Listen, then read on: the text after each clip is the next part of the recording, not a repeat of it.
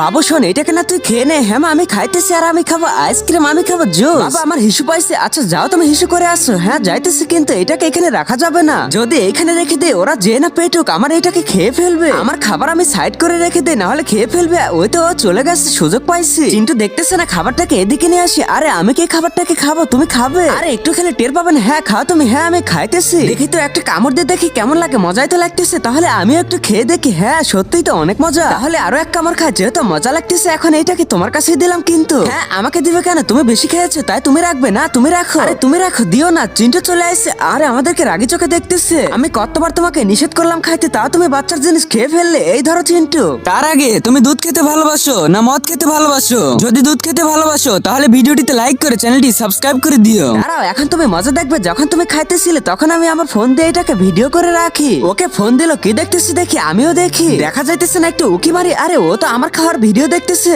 আমার খাবারটা তুমি খেয়ে বাবাকে দোষ দিলে।